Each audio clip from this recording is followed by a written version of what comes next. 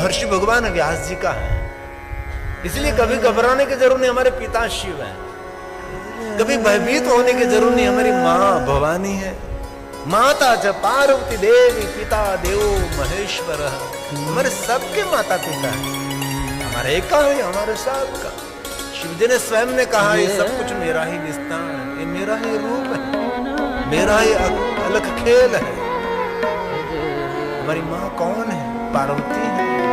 माता च पार्वती देवी, हे माँ। पिता देवो महेश्वर, बान्धवः शिव भक्ता च, स्वदेशो भुवनत्रयम्,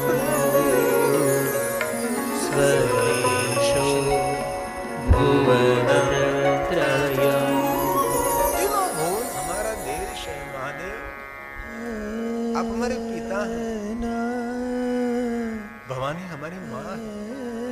आपकी महिमा हम नहीं गा सकते। असित गिरि समम स्यात् कज्जलम सिंधु पात्र।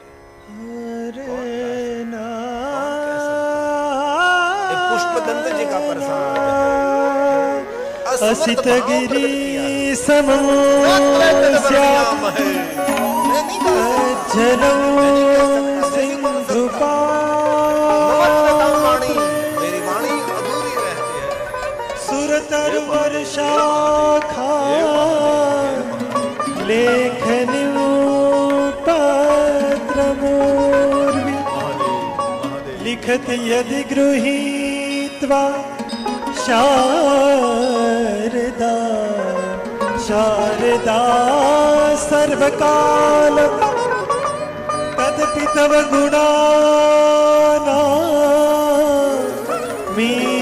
पारुनयाति, तदपि तव गुणानामीश पारुनयाति महादेव। विश्व के सभी देवताओं ने, ऋषि मुनियों ने यही कहा, भगवान हम कैसे आपकी महिमा गाएं? महिमा पारम, आपकी महिमा अपरंपार है, अंत रहित है, अनंत है। महीन पारन्ते परम विदुषो यद्यशदृशी,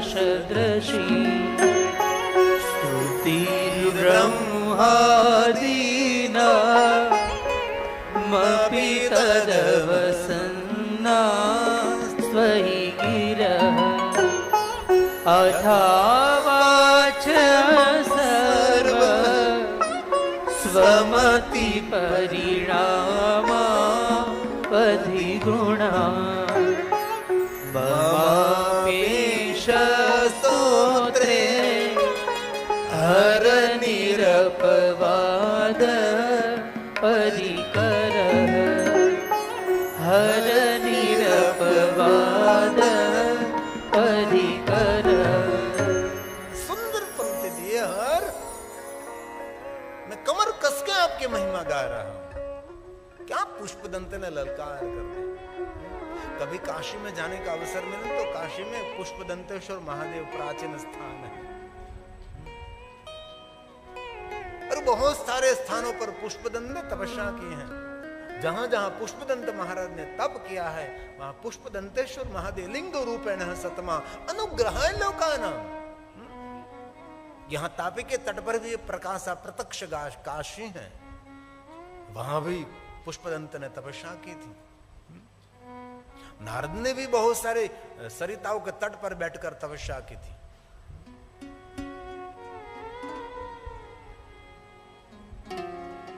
ये शब्द प्रसाद पुष्पदंत का निरपवाद है। क्या शब्द दे दिया। वो कहना चाहते हैं कि महादेव, कोई भी मनुष्य आपकी जो महिमा गा रहा है ये निरपवाद है, ये निंदनीय नहीं, वो वंदनीय है। इसलिए कोई शिव भक्त की टीका नहीं करनी चाहिए, किसी की निंदा नहीं। कोई जैसे वैसे महादेव का पूजन कर रहा है, तो कभी मन में ऐसा खिन्न का भाव नहीं अर्पण करना, ये कैसे कर रहा है, उसको तो कुछ पता ही नहीं महादेव की पूजा के बारे में, और ये पूजा कर रहा है। नहीं नहीं, हर मनुष्य महादेव को स्वीकार है।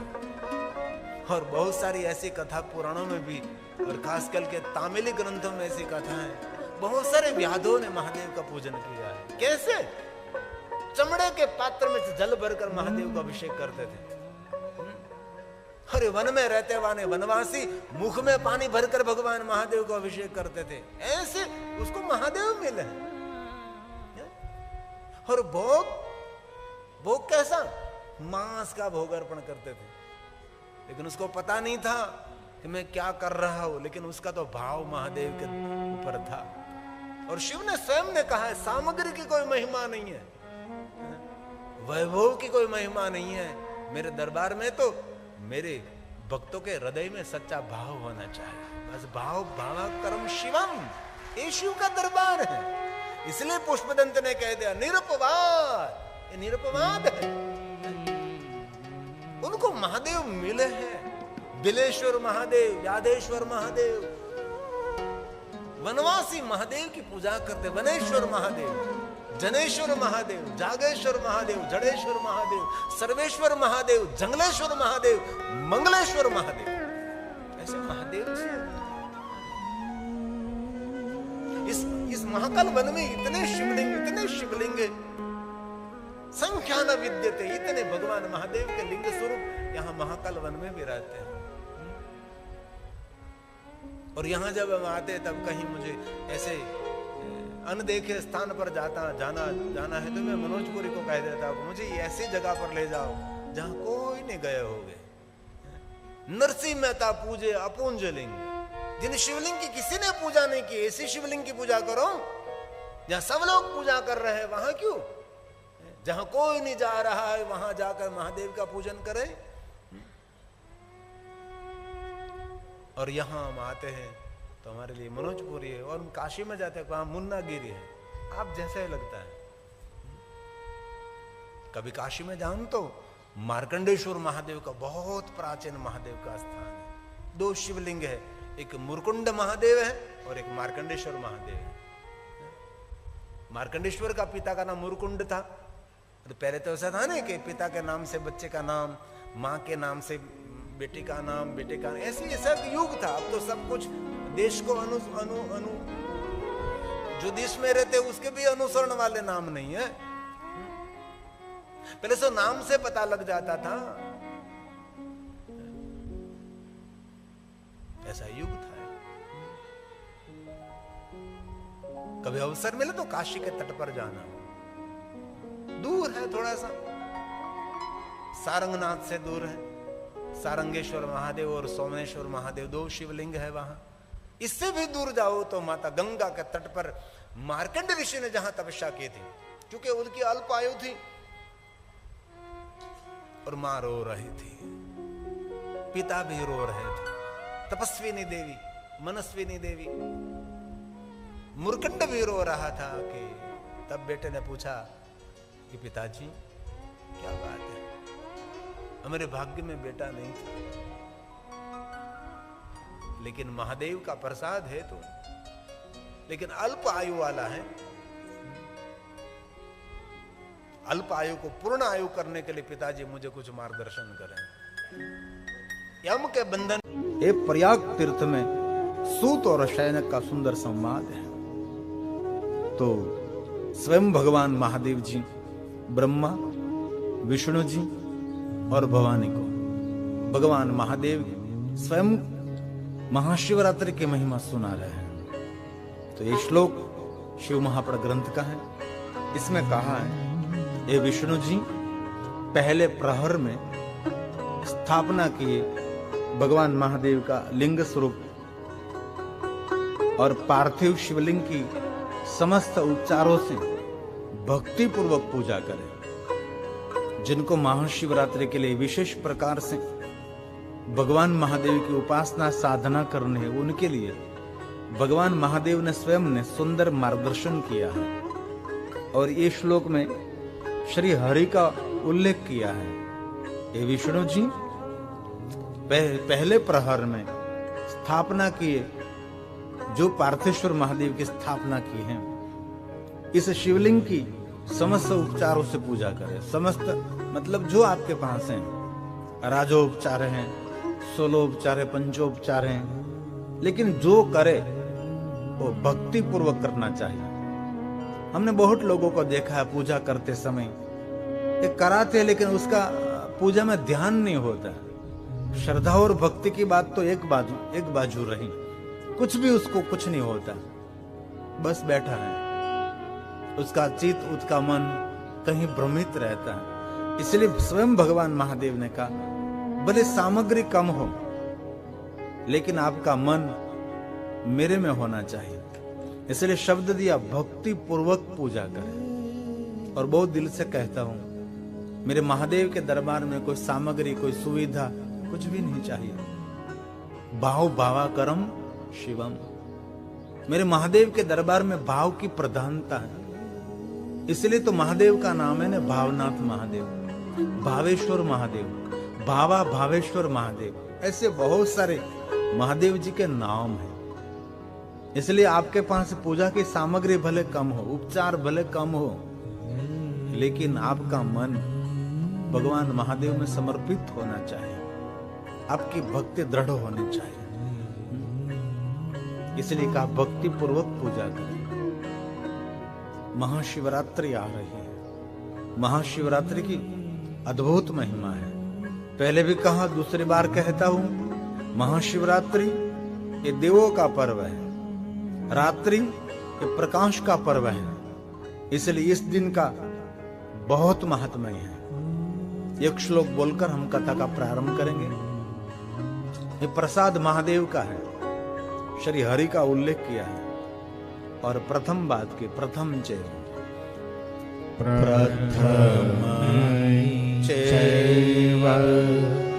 यामे च स्थापितं पार्थिवं हरे। ये हरि का नाम है, ये विष्णु का उल्लेख है। स्थापितम पार्थिवम हरे, कितनी सुंदर बात की। हरे, महादेव के मुख में से शब्द निकल रहा है, हरे हे विष्णु। सुना, उसका अर्थ होता है हे। उभा लेटा, खड़ा लेटा, नीचे थोड़ी सी बिंदी, उसका उल्लेख है हे। संस्कृत भाषा जो जानते उसको पता हो जाए, हे संबोधन है, अक्षर नहीं होता। संस्कृत में बहुत सारे अक्षर नहीं है, लेकिन उच्चारण होता है। बहुत गहन और मीठी और मधुर और गहरी, चित्त और मन को पावन और पवित्र करने वाली भाषा, देवताओं की भाषा, देवताओं की लिपि, जिनका नाम है संस्कृत। इसलिए कहा हे विष्णु। पूज्येत भक्त्या भक्त्या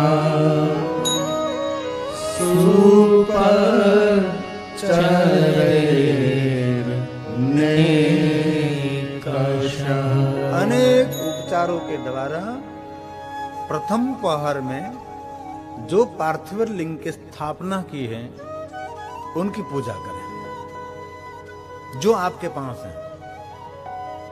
और कहीं लोग पूरी रात, महाशिवरात्रि की रात्रि नहीं पूजा कर सकेंगे, तो 12 बजे तक तो जरूर करें। ये भी न हो सके तो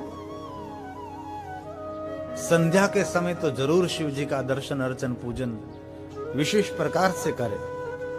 महाशिवरात्रि मानव जात के लिए पाप को नाश करने वाली रात्रि है, ज्ञान और विद्या देने वाली रात्रि है, उन्नति और प्रगति और प्रतिष्ठा देने वाली रात्रि ये महाशिवरात्रि है। इसलिए बुद्धिजीवी मनुष्य को ये महाशिवरात्रि कभी छोड़नी नहीं चाहिए। उस दिन अन्न ग्रहण नहीं करना चाहिए, फल का आहार करें और पूरा दिन मौन रहकर महादेव को अपना चित्त, मन, जीवन अर्पण करने का संकल्प करें। ये महाशिवरात्रि, ये देवताओं का पर्व है। इस दिन स्वयं इंद्रपुरी में विशेष प्रकार से महादेव की पूजा करते हैं। विष्णु महाशिवरात्रि के दिन तो जरूर 108 नाम महादेव का लेना चाहिए। वो कोई कठिन नहीं, इतने सरल नाम है। इस नाम बोलते बोलते भगवान महादेव को पंचामृत और 5 द्रव्यों से भगवान शिव की पूजा करें। ये महादेव की आज्ञा है, ये स्वयं शिव बोले हैं। ये शिव महापुराण का श्लोक है, इस ग्रंथ का श्लोक है। पंच द्रव्येश्च प्रथम, पहले 5 द्रव्यों से पूजनीयो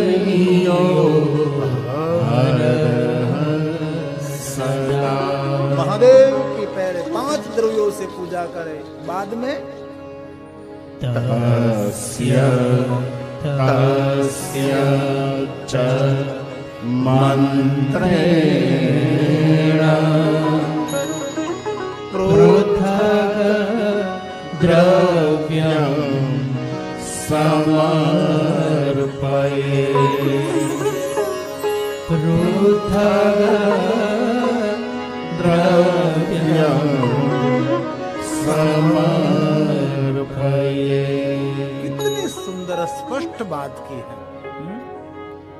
तस्य च मंत्र, अलग अलग मंत्रों से सब द्रव्य भगवान शिव को अर्पण करें, और पृथक अलग अलग द्रव्यों अलग अलग मंत्रों से महादेव की पूजा करें। लेकिन पहले पंचामृत से भगवान शिव जी की पूजा करें। ये महादेव ने कितनी सुंदर रीत दिखाई है, कैसे पूजा की जाए।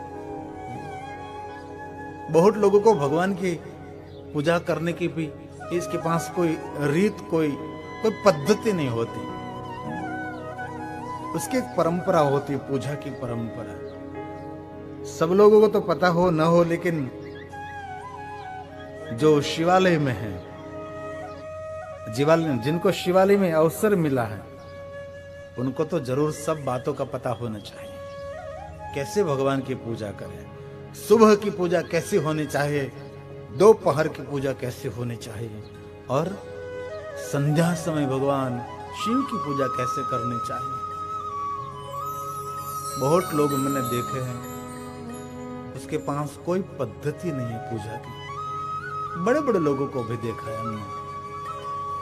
बहुत समय पहले सूरत में हमारी कथा थी, तो कोई लेवा पटेल के अग्रणी थे, उसने मुझे एक संकेत किया था, कुछ ऐसा आप करो, हम व्यवस्था करेंगे उनकी।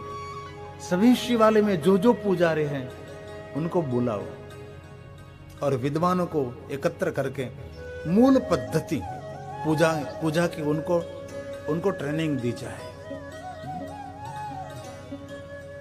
बहुत साल पहले मुझे कहा था, लेकिन ये मुझसे संभव नहीं होता, इसलिए मैंने अभी किया नहीं, क्योंकि मेरा विषय कथा का है।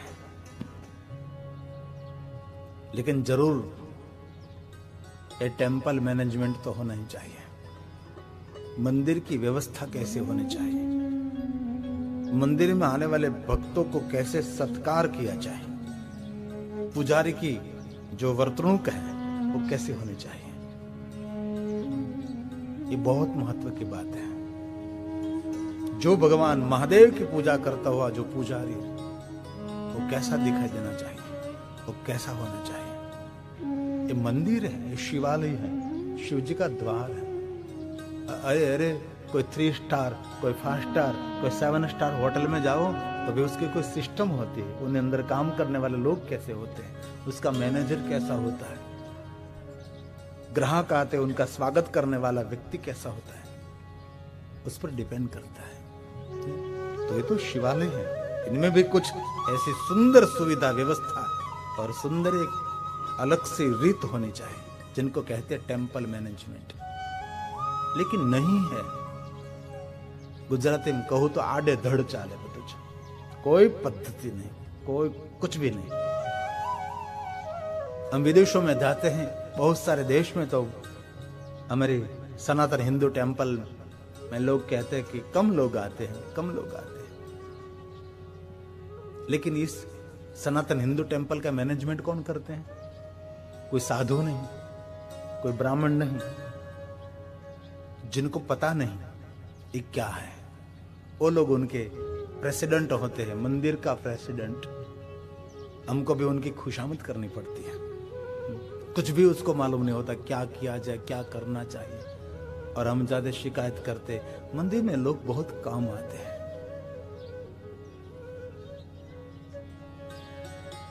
हमारा मंदिर बहुत कम चलता है, लोग नहीं आते। लेकिन वो जो मंदिर का मेन प्रेसिडेंट होता है ना, वही इतना अभिमानी, अहंकारी, घमंडी, कौन लोग आएंगे?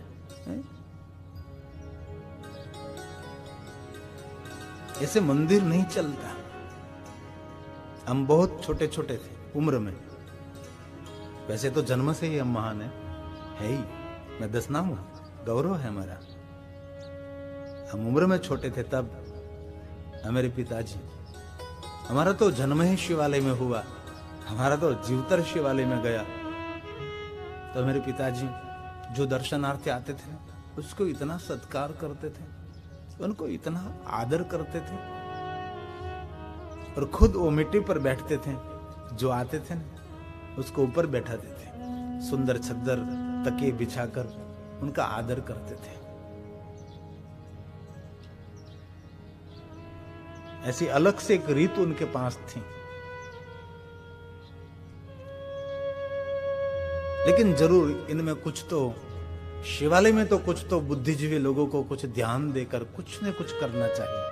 मैं यहां से प्रचार करते करते लोगों को शिवालय तक पहुंचा रहा हूं, लेकिन शिवालय वो पहुंचेगा, वहां से जिम्मेदारी शिवालय संभालने वाले शिवालयों की पुजारी की रहती है। अभी माक्षर मास आदर नक्षत्र था, तो हमने थोड़ी सी हिट दी, और सोशल मीडिया में इतना जोर जोर से मैंने कहा भी था, मेरे जीवी गोस्वामी से लेकर जो मेरे साथ थे उनको मैं तो बहुत प्रचार करना है, और लाखों लोग शिवालय पहुंचे, हर शिवालय में दीपमाला प्रज्वलित हुई, लेकिन कहीं कहीं शिवालय में ताला था, क्योंकि शिवालय संभालने वालों को पता नहीं था कि ये दिन क्या है। कहने में दुख हो रहा है, कहीं के पुजारियों को भी पता नहीं था, और पूछने लगे ये लोग क्यों आ रहे हैं आज? जिन पंथ में हम हैं, इस पंथ का पूरा पूरा मार्गदर्शन और आपका दर्शन होना चाहिए। लेकिन बहुत कुछ बाकी है। तो ये शिव महापुराण के सभी श्लोक हैं। अब उनके आगे श्लोक में महादेव जी कहते हैं, फिर इस प्रकार जलधारा चढ़ाए, जो आपने पंचामृत 5 द्रव्यों से पूजा की है, उनके बाद जलधारा का अभिषेक करें।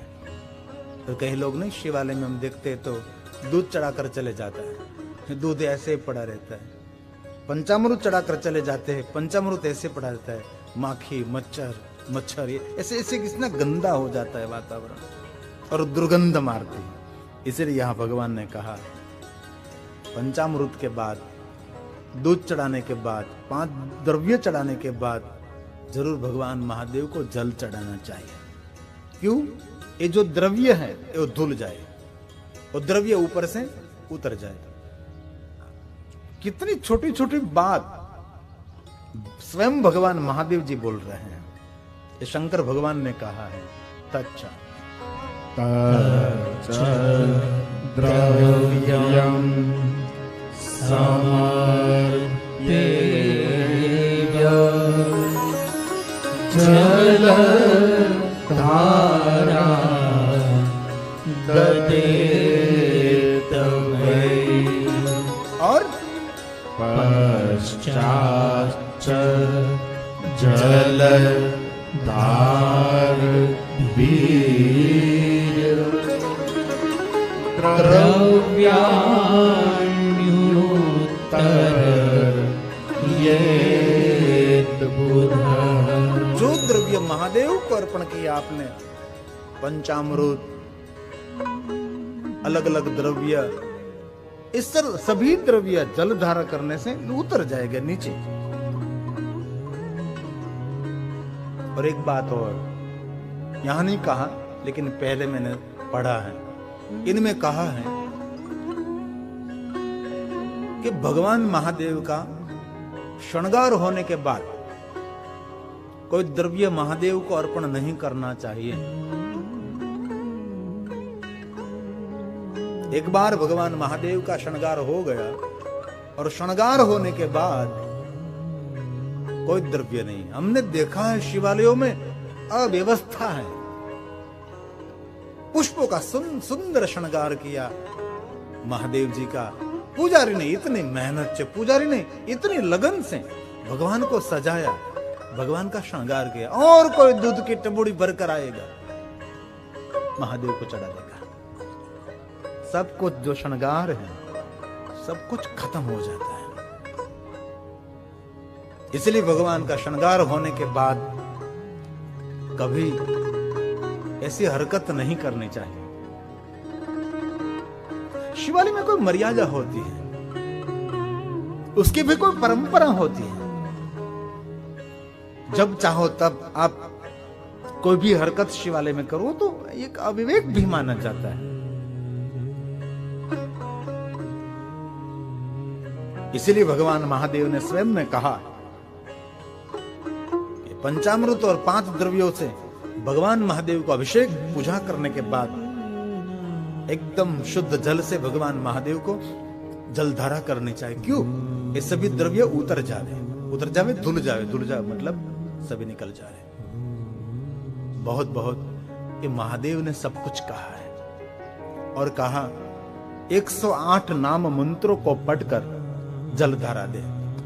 अभी जो हमने 108 नाम सबने बोल लिए, ये 108 नाम बोलकर भगवान महादेव को जलधारा करे। ये स्वयं शिव बोल रहे हैं ना, ये कथा महादेव ब्रह्मा जी, विष्णु जी और भवानी को सुना रहे हैं। और बहुत सुंदर बात की भगवान व्यास ने कहा है 108 नाम बोलकर जलधारा भगवान महादेव को करे और निर्गुण होते हुए भी सगुण शिव जी की पूजा करे। वास्तव में भगवान शिव जी तो निराकार है, निराकार होते हुए भी उसकी कल्पना आकार में करे। क्योंकि भगवान महादेव की पूजा तो अलग अलग है, आप सब जानते हैं। एक तो है आकार पूजा, एक है अवतार पूजा और एक निराकार पूजा है। महादेव के अवतारों की पूजा है। अवतार क्या अवतार? काल भैरव क्या है? अवतार है। वीरभद्र क्या अवतार है? हनुमान जी क्या अवतार है? ऐसे भगवान महादेव के अवतारों की पूजा है और आकार की पूजा है। हम शिव जी की प्रतिमा निर्माण करते हैं, शिव जी की सुंदर जो काल्पनिक महादेव ऐसे लगते हैं, ऐसे हम प्रतिमा बनाते हैं। आकार पूजा और निराकार लिंग स्वरूप की पूजा, और उसके आगे ओमकार की पूजा, ओमकार बिंदु, ओमकारी पूजा। इनमें कोई प्रतिमा नहीं, कोई मूर्ति नहीं, कोई लिंग नहीं, कोई आकार नहीं, कोई अवतार नहीं। शब्द ब्रह्म जिनको कहते हैं, जो मूल है। योगी महापुरुषों जिनका ध्यान करते हैं, और ओम का उच्चारण समग्र शरीर को ऊर्जावंत बनाता है। इसलिए योगी महापुरुष सुबह में योग में ओम का नाद करते हैं, नाभि से लेकर ब्रह्मांड तक जाता है। इतना नाभि हमारा केंद्र है, हमारा मूल केंद्र है, वहां से हमारा शरीर निर्माण हुआ है। जब हम माँ के पेट में थे ना, तब हम मुख से आहार नहीं लेते थे, हम नाभि से आहार लेते थे। ये आहार केंद्र है, नाभि से आहार लेते थे, हमारा पोषण होता था। ये है नाभि, शरीर का जो मध्य भाग है। नित्यं ध्यायन्ति योगिनो। ओम का उच्चारण जितना लंबा खींच सको, इतनी आपकी मानसिकता तीव्र बनती है। बिंदु संयुक्तम नित्यं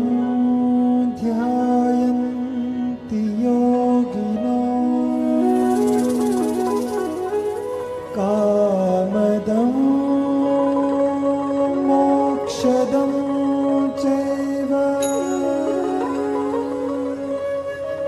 ओंकाराय तनो नमः।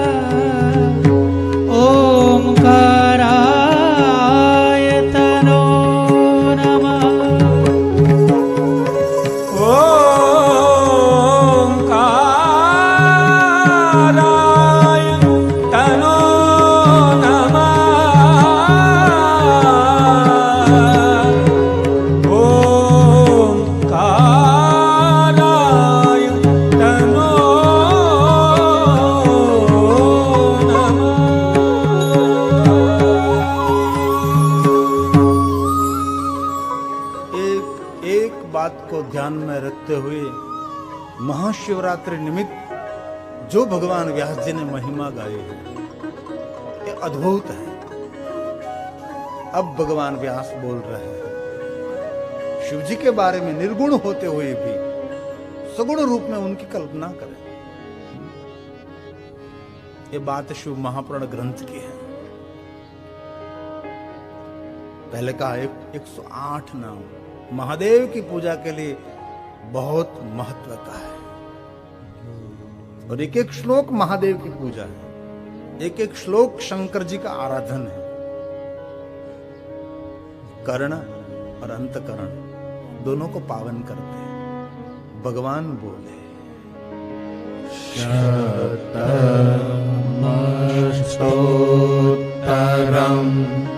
मंत्रम् पठित्वा जलधारया पूज्येश्च शिवं तत्र निर्गुणं गुणरूपिणं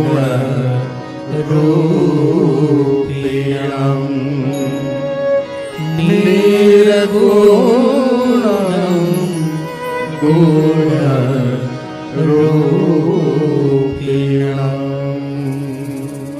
महादेव महादेव महादेव, क्या बात कही शिव महापुराण में। हम भी ये पहली बार श्लोक गा रहे सभी, क्योंकि हम जाहिर कथा करते थे तो इसमें तो इतनी गहराई से कथा नहीं कर सकते थे, लेकिन ये अवसर मिला है तो एक एक बात को ध्यान में रखते हुए मेरे महादेव जी के जो परम भक्त हैं उन तक एक संदेश पहुंचाने का मुझे अवसर मिला है। और आदर के साथ ये भगवान महादेव की कथा मेरे महादेव के भक्तों के कान तक नहीं हृदय तक पहुंचाने का हमारा एक प्रयास है। अब दूसरी बात, यहां कहा 108 नाम मंत्र बोलकर भगवान शिव जी को जलधारा करें। भगवान शिव जी निर्गुण है, लेकिन सगुण रूप में भगवान महादेव को देखें आप और उनकी पूजा करें। बाद में बहुत महत्व की बात, गुरु द्वारा प्राप्त शिव मंत्र से महादेव की पूजा करें। आपके सदगुरु ने आपको क्या मंत्र दिया है ये आप ही जानते हैं ना, क्योंकि आपने गुरुदेव ने जो मंत्र दिया आपको और कोई नहीं जानता ना, आप स्वयं जानते हैं। ये गुप्त रहता है मंत्र, जो गुरुदेव के मुख से लिया मंत्र जो गुप्त मंत्र है। इसलिए यहां कहा ये कुछ भी आपसे न हो सके तो गुरु द्वारा प्राप्त शिव मंत्र से महादेव की पूजा करें, अथवा नाम मंत्र से सदाशिव जी की पूजा करें। नाम मंत्र मतलब महादेव महादेव महादेव महादेव, शिव शिव शिव शिव शिव, कोई भी नाम से भगवान। और कुछ भी ना हो तो मेरे पास दुनिया का श्रेष्ठ मंत्र, सभी मंत्रों का राजा, सभी मंत्रों का पिता, जिनको कहते ओम नमः शिवाय, उनसे सब कुछ कर सकते आप। और दिल से याद रखिए, इस मंत्र से कोई महान मंत्र है ही नहीं, और महादेव से कोई श्रेष्ठ देव भी नहीं है।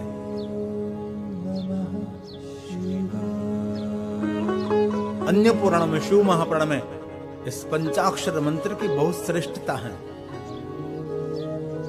विद्वानों ने भी इस मंत्र का स्वीकार किया। अन्य कठिन मंत्रों में कभी उच्चारण की गलती हो सकती है, स्वर की गलती हो सकती है, लेकिन ये पंचाक्षर मंत्र इतना सरल और सिद्ध है, इनमें कोई गलती नहीं हो सकती। एकदम सामान्य मनुष्य भी बोल सकते हैं नमः शिवाय। ये मानव जात के लिए है। पुरुष बोले ओम नमः शिवाय, नारी बोले नमः शिवाय, अथवा बोले श्री नमः शिवाय, अथवा हम सब बोले ओम शिवाय नमः। कोई भी तरीके से आप बोल सकते हैं, मंत्र फल समान देता है। ये श्लोक भगवान महर्षि वेदव्यास जी का प्रसाद है। बहुत सुंदर बातें की है, कितने मंत्रों की व्याख्या की, कितना सुंदर सुंदर मार्गदर्शन किया। और हर व्यक्ति के पास गुरु मंत्र रहता है, ये बात कही है।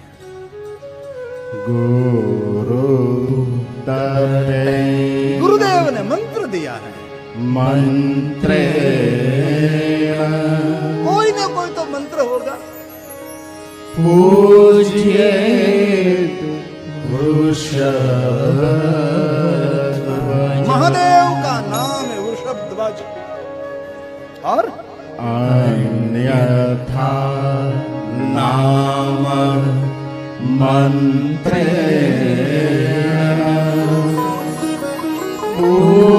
पूज्येत् वै सदा शिवम्, पूज्येत् वै सदा शिवम्। महादेव की पूजा करते समय कितने कितने मंत्रों की व्याख्या की।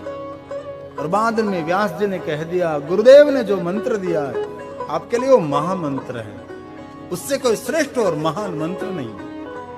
और ये मंत्र आपको ही पता है, गुरुदेव जो मंत्र देते हैं वो मंत्र किसी को हम कहते नहीं, दूसरों को कभी सुनाते नहीं। उन मंत्र से ये भी न हो सके वृषभध्वज भगवान शंकर, अन्यथा नाम भगवान महादेव के नाम लेकर भगवान महादेव की पूजा करे। बहुत सुंदर मार्गदर्शन किया। अब बहुत सुंदर बात कही है। उत्तम चंदन से, अखंड चावलों से, काले तिल से परमात्मा शिव जी की पूजा करनी चाहिए। बहुत सुंदर बात। चंदन, सुखड़ को घिसना पड़ता है ना, जो काष्ठ आता है। और हम सब तो क्या करते हैं, बाजार में से केसर चंदन युक्त 10 रुपए के डब्बे ले आते हैं। 10 रुपए में चंदन मिलता है। उसको तो तख्ते पर और उससे पर पत्थर के साथ घिसना पड़ता है। चंदन, सुखड़ जिनको कहते हैं, जो हम करते हैं। इसमें थोड़ी सी केसर की पंखड़ी मिला दो, रंग बदल जाएगा। श्वेत चंदन, केसर युक्त चंदन और रक्तवर्ण चंदन महादेव को चढ़ा सकते हैं आप। इसमें गंगा जल मिश्रित करके चंदन बनाना चाहिए। जो पत्थर का होता है ना, खरल भी कही जाती है, कई लोग तख्ता कहते हैं, हम गुजराती में उसको उरिस्सो कहते हैं। उड़ीसा पर चंदन को ताकत लगाकर हम घिसते हैं, वो चंदन है। ये तो सब कलर है, रंग है, रंग। उनसे लोग पूजा करते हैं तैयार। इनमें भी कहीं कहीं लोग इसके अंदर इतना सुगंधित द्रव्य डाल देते हैं, पूरा दिन खराब हो जाता है। इतना सुगंधित द्रव्य, आहा। और जितना सुगंधित द्रव्य आप ज्यादा यूज करोगे, इतनी आपकी मानसिकता खराब रहेगी। इसलिए नेचुरल में रहो आप। कहीं जगह पर हमने पढ़ा था, इसमें कहा रात के सोते समय रात कमरे में आपको कोई पुष्प भी नहीं रखना चाहिए, पुष्प की सुगंध भी नहीं रखनी चाहिए, ऐसा कहा। कई लोग तो इतना डाल देते, इतना, पूरी अत्तर की दुकान लेकर घूमते फिरते रहते लोग, एक ज्ञान तंतु को खत्म करते हैं। मैंने पहले भी कहा, बंद कमरे में अगरबत्ती नहीं, गुड नाइट भी नहीं, मच्छर को मारने के लिए, वो भी बहुत खतरनाक है। और जितना हो सके इतना फुर्र करते हैं, उसका यूज कम करो, कम नहीं करो ही नहीं। आपकी स्वयं की महक होनी चाहिए, इतना आप साफ सुथरे रहो, आपकी महक आए। आहार विचार में पवित्रता, खुशबू आती है। भगवान बुद्ध निकलते थे तो खुशबू आती थी, महर्षि स्वामी निकलते थे, खुशबू आती थी, आदि जगत गुरु शंकराचार्य निकलते थे, वृक्ष की डाली झुक जाती थी। ये महापुरुषों की लहर है। आपकी स्वयं की कोई महक होनी चाहिए। एक पौधे पर एक पुष्प खिलता है तो उनकी महक आने लगती है, हमें मेरे जीवन को पुष्प की तरह खिलाओ, महक आनी चाहिए, सुगंध आनी चाहिए। जीवन दुर्गंधित नहीं होना चाहिए, सुगंधित होना चाहिए। उनको कहते जीवन, खा खा खा खा कर करते पूरे दिन, ये कोई जीवन है? और क्या क्या लोग खाते हैं, गंदे लोग। और बहुत दिल से कहता हूं, जो अभक्ष का भक्षण करते हैं उसको मंदिर में प्रवेश की भी इजाजत नहीं है। आहार और विहार और वाणी से जो जीवन से पवित्र है, उनको पूजा का अधिकार हो। इसीलिए तो ब्रह्मदेवता पहले पवित्रकरण कराते हैं। 3 बार जल रखो, 3 बार जल पीओ, कितनी पवित्र अपवित्र अपवित्र।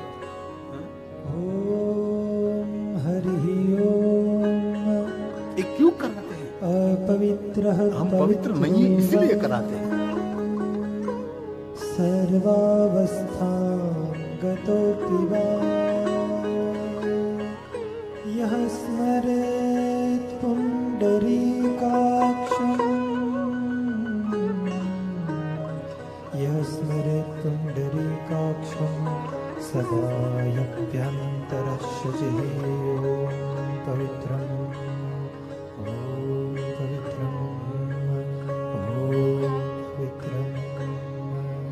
ओम श्री नारायण नमः। ओम श्री नारायण। भगवान नारायण को याद करके जल को पी लेते हैं। एवं ऋषि मुनियों की परंपरा है पवित्रता। इसलिए श्लोक में भगवान ने कहा, अखंड चावल, चंदन, काले तिल से भगवान की पूजा करें। वो कैसे करें? पहले पंचामृत, पंचद्रव्य, शुद्ध जल से सब धुल डालो, बाद में भगवान को चंदन लगाओ, बाद में अखंड चावल, अखंड बिल्वपत्र भी अखंड। एक बिल्वाष्टक का स्तोत्र है, अखंड बिल्वपत्र है, जो बिल्वाष्टक में है। महादेव को हम कुछ भी खंडित नहीं अर्पण करते ना। जलधारा अखंड, पुष्प अखंड, श्रीफल महादेव को अखंड अर्पण करते। क्यों? मेरा महादेव अखंडानंद है, जो निरंतर है, जो निरंतर प्रकाश देता है। चावल भी अखंड चावल महादेव को अर्पण करें। बिल्वपत्र का नियम है, खंडित नहीं। बिल्वपत्रं च त्रिशूलाकारमेव च। बिल्वपत्र का आकार त्रिशूल जैसा आकार है। मयार्पितम्। एक में ब्रह्मा विष्णु महेश जी निवास के ऊपर, महेश बीच में ब्रह्मा और विष्णु, और दांडी में लक्ष्मी जी रहते हैं। इसलिए थोड़ी सी हम दांडली रखकर बिल्वपत्र महादेव को अर्पण करते हैं। अखंड गांठ का छेदन करते हैं। बिल्वपत्रेण ये बिल्वाष्टक का है।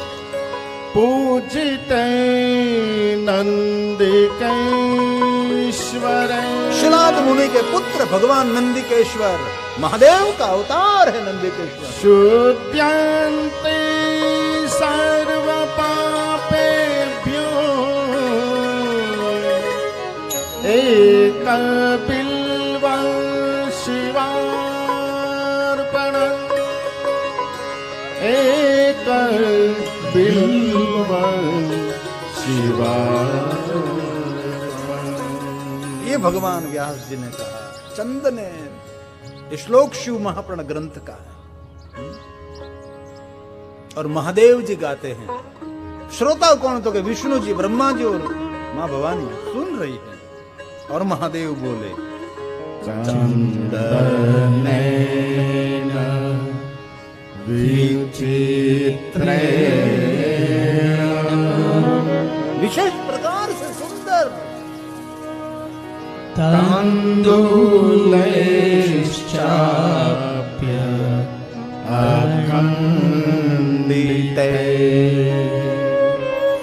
कृष्णैश्चैव तिले पूजा। कृष्ण तिले, काले तल, कृष्ण मतलब काला। कार्य शंभो परात्मनः, कार्य शंभो परात्मनः।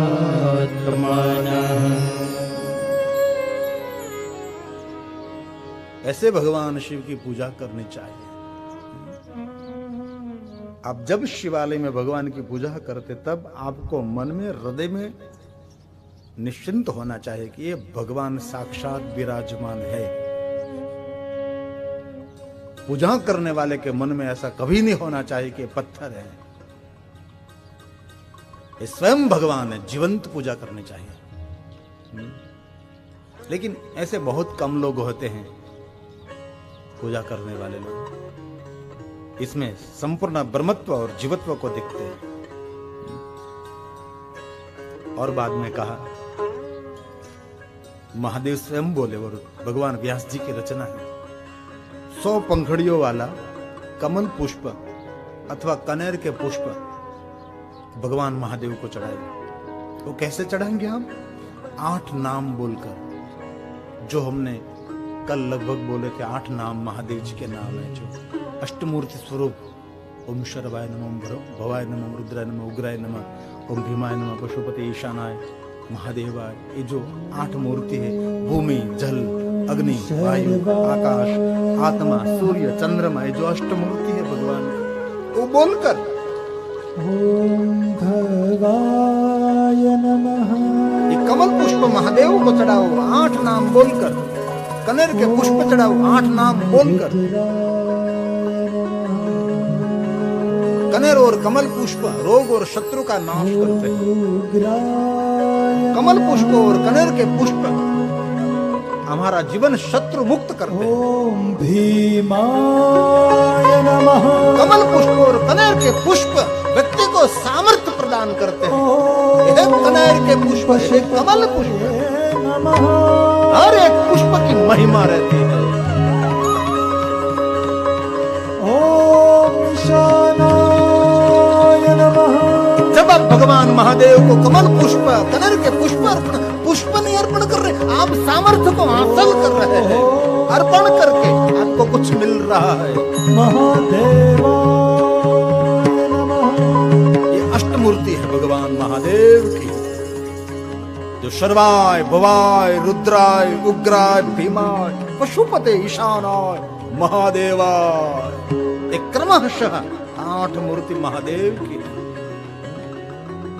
जो अवतारों में 5 अवतार श्रेष्ठ माना जाता है। सद्योजाताय, वामदेवाय, अघोराय, तत्पुरुषाय, ईशानाय। सभी भगवान महादेव के नाम और मंत्र और स्तोत्र शिव की पूजा के लिए है। ये सब विद्वान लोग उनका प्रयोग करके करते, इतनी सिद्धि को हासिल करते, इतने सामर्थ्य को हासिल करते हैं। ओम सद्योजाताय बहुत नमः, महिमा है वामदेवाय नमः, अघोराय जो नमः, मूल मंत्र है। पुरुषाय नमः, ओम ईशानाय नमः। ये भगवान महादेव के पंच मंत्र हैं, पंच नाम है, पंचानन, पंचमुखाम भगवान शंकर है, भगवान महादेव है।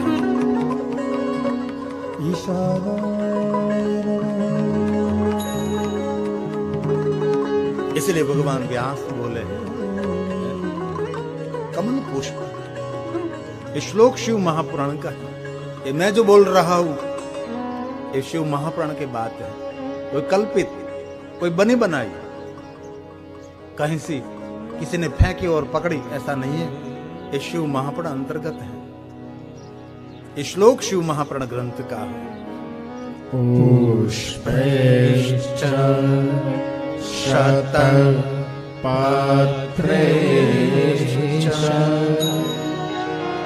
करवीरैस्तथा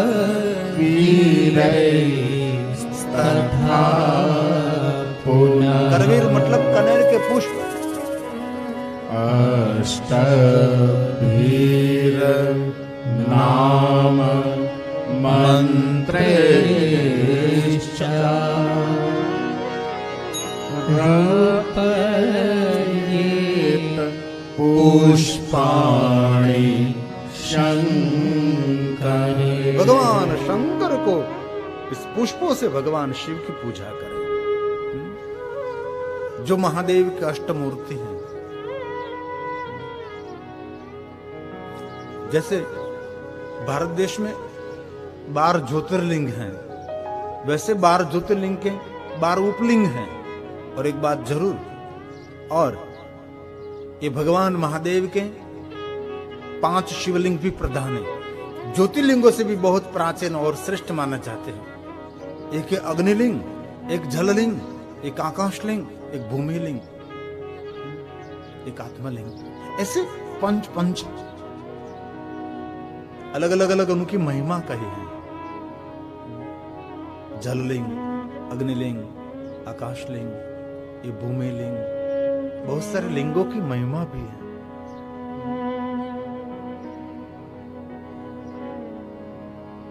जो पंच तत्वों से हमारा शरीर निर्माण हुआ है, उसका बहुत सारा, हम एक बार निकले थे इस लिंगों के दर्शन करने के लिए।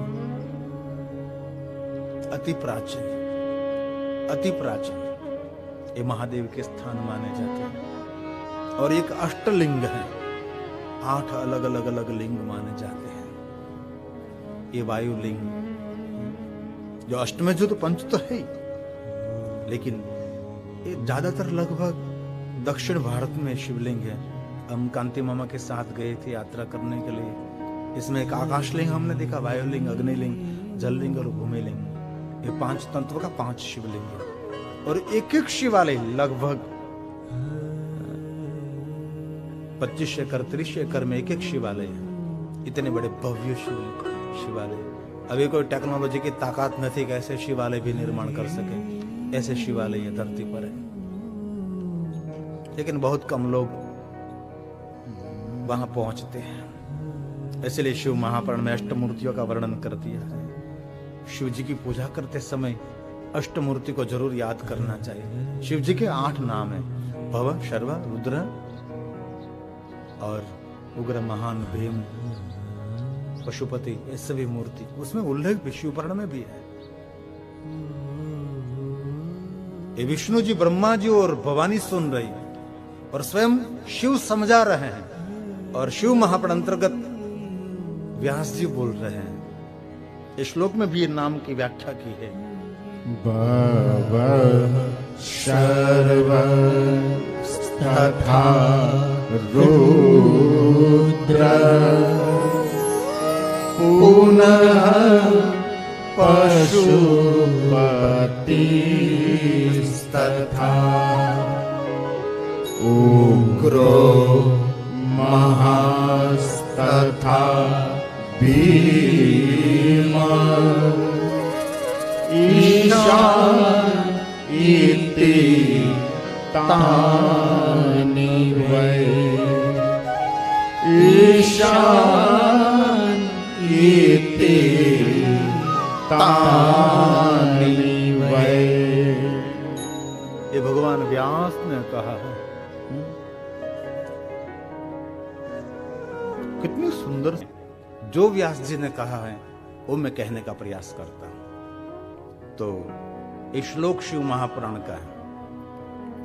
भगवान महादेव ने कहा है, इन्हीं नामों के आगे जो हमने कल नाम की व्याख्या की थी, भगवान महादेव के 8 नाम है और भगवान महादेव के 5 नाम है और एक भगवान महादेव के 108 नाम है। उनके आगे चतुर्थ विभक्ति को जोड़कर लगाकर ओम के उच्चारण के साथ इत्यादि क्रम से शिव की ही पूजा करें। पश्चात धूप दीप एवं नैवेद्य समर्पित करें। ऐसी एक पूजा भगवान महादेव की विधि बताई है। मैं रोज थोड़ा थोड़ा आपको कहता रहता हूँ और मैं भी ये भी समझता हूँ सब कुछ आपको याद रहने वाला भी नहीं है, इसलिए ये सब दिखाते दिखाते कहते कहते अंत में इतनी सरल विधि बता देंगे हम कि कोई भी व्यक्ति कर सकता है। लेकिन ये विद्वानों के लिए, जिनको बहुत रुचि है भगवान शंकर की पूजा में, उनके लिए वो श्रेष्ठ मार्गदर्शन है। तो ये श्लोक शिव महापुराण का है। एक एक श्लोक महादेव की पूजा है, एक एक श्लोक शंकर भगवान का आराधन है, एक एक श्लोक ये महादेव की वंदना है। तो यहां श्री से प्रारंभ होता है। पहले जो बात कही उनसे आधारित ये बात कही जाती है। तो आदर के साथ आप सुने। एक एक श्लोक मानव मात्र के लिए मंगलकारी है। भले शब्द समझ में नहीं आते, लेकिन श्रवण मात्रतः पाप हरम परा, सभी पाप भगवान हर लेते। ऐसी महिमा शिव महापुराण में है। तो सुनिए आप। श्री पूर्वेश्च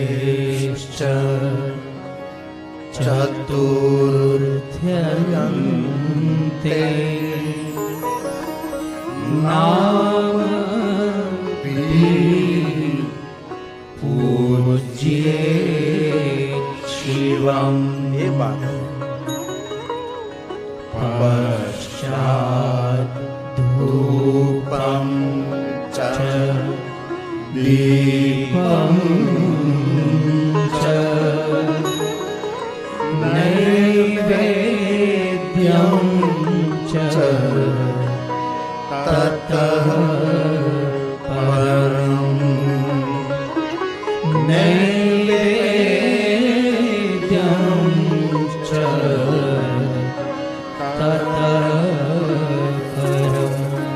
भगवान की पूजा कभी नैवेद्य के बिना नहीं होती। और आपको सबको मालूम है कि भगवान महादेव को जब नैवेद्य अर्पण करते तब बीच में भगवान को जल पिलाया जाता है। फिर से भगवान को आग्रह के साथ, भाव के साथ भगवान को भोजन कराया जाता है।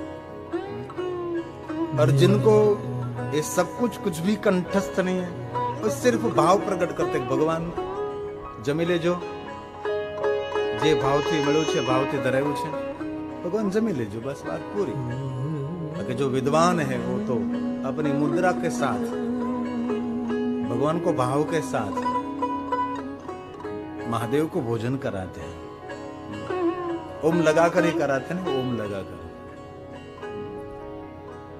सिर्फ शब्द नहीं, ओम साथ में जोड़कर करते हैं। ये भगवान को जो नैवेद्य अर्पण होता है। तपुपानी च पक्वानि मंडकावटिकानि च पायसं सुखमन्नं च नैवेद्यं प्रतिगृह्यता। ओम प्राणाय स्वाहा। ओम को जोड़कर कितनी सुंदर बात है। ओम अपानाय स्वाहा। ओम व्यानाय स्वाहा। ओम समानाय स्वाहा। ओम उदानाय स्वाहा। बीच में भगवान को जल पिलाते हैं, फिर से भगवान को भोजन कराते हैं। समर्पयामि। ओम हरि ओम नाभ्यासिदन्दर्शगोषेष्णोर्द्यो। ओम प्राणाय स्वाहा।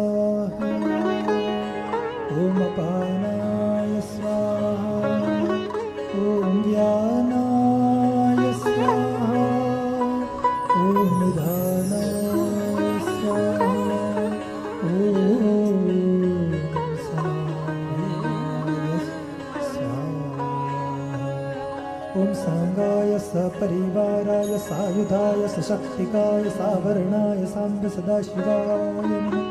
नैवेद्यं निवेदयामि।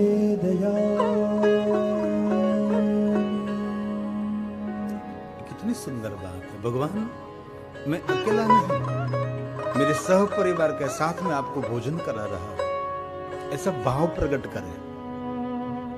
ये पूर्ण पूजा का क्रम दिखाया है। भगवान महादेव के एक नाम बोल बोलकर, ओम को जोड़कर भगवान की पूजा करें, धूप करें, दीप करें और नैवेद्य करें।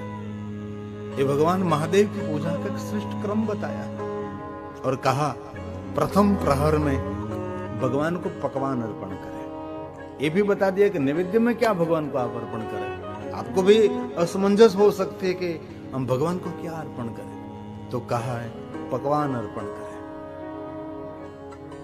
और महाशिवरात्रि के दिन आप पूजन कर रहे हैं तो पकवान ऐसे बनाओ आप जिनमें अन्न नहीं होना चाहिए। अन्न रहित पकवान बने। अन्न रहित पकवान बहुत सारे बन सकते हैं ना। दूधी का हलवा, गाजर ने हिंदी में शू कहवाय खबर नहीं है, गाजर कहवाय, गाजर का हलवा। ऐसे बहुत सारे पकवान बन सकते हैं। दूध में से भी पकवान बन सकते हैं।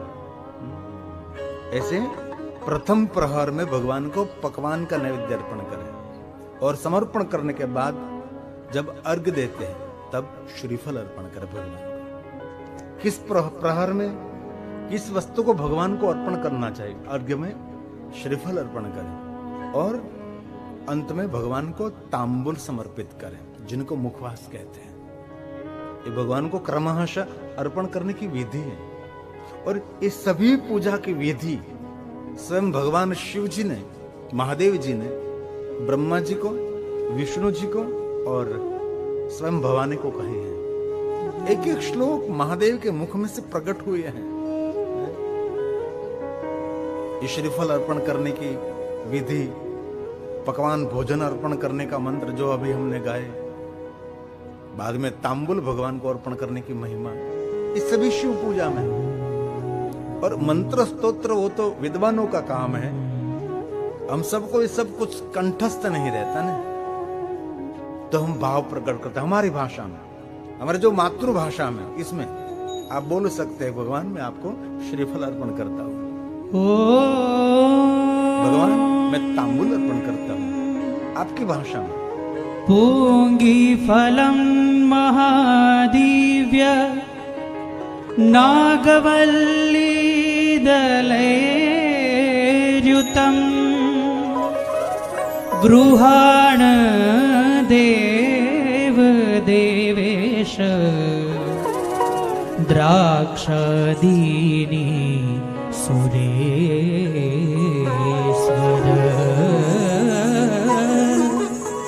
गृहाण देव देवेश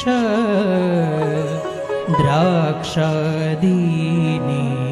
सुरेश्वर। जो विद्वान व्यक्ति है वो ऐसे भगवान की पूजा कर, ये सब आप सब लोग कर सकते हैं।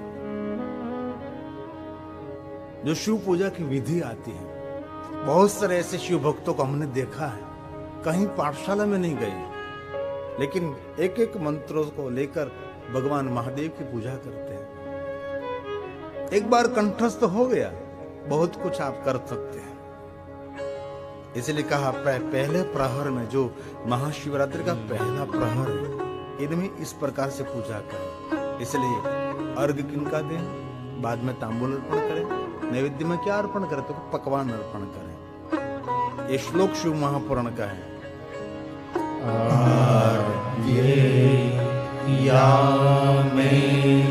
च नैवेद्यं पक्वानं कारयेत् बुधः और च श्रीफल भगवान को श्रीफल अर्पण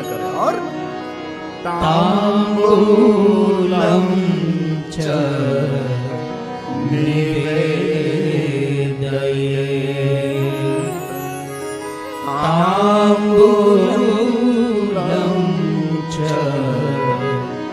निवेदये।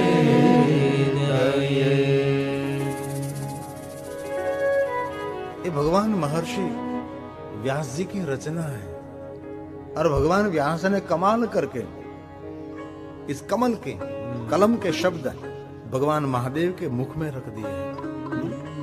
कितना सुंदर क्रम दिखाया है शिव पूजा का।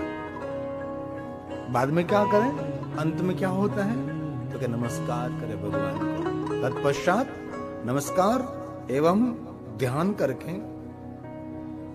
गुरुदेव ने जो उपदेश दिया है इस मंत्र का जाप करें। कितनी सुंदर बातें कही, देखो तो सही। यहाँ कोई जड़ता नहीं है। शिव जी का है मंत्र जाप करें, ऐसा कुछ भी नहीं, खुला मैदान कर दिया। आपके गुरु महाराज ने आपको जो मंत्र दिया है, कोई ना कोई तो सदगुरु हमारे पर रहता है। गुरु बिना तो कोई जीवन नहीं होता। जो आपका सदगुरु है, गुरुदेव ने जो आपको गुप्त मंत्र दिया है, इस मंत्र जाप करें। नमस्कार करने के बाद भगवान का ध्यान करते करते जो आपके दिमाग में, दिल में जो भगवान की प्रतिमा मूर्ति, उसका ध्यान करें। ध्यान का कोई लक्ष्य तो होना चाहिए ना। ध्यान नित्यम महेशम रजत गिरि विचार। कोई भी ध्यान की प्रतिमा बना लीजिए। आपके दिमाग में, दिल में जो ध्यान भगवान की प्रतिमा एक अंकित कर ले, चित्रांकित कर दे, एक चित्र एकदम निर्णित कर लीजिए। ऐसे भगवान का ध्यान करें और गुरु मंत्र का जाप करें। ये भी ध्यान है। रत्नोत्कल्पोज्ज्वलांगं परशुमृगवराभीतिहस्तं प्रसन्नम्। ऐसा भगवान का रूप है। तद्मासीनं समन्तात् स्तुतममरगणैर्व्याघ्रकृतिं वसानम् विश्वाद्यं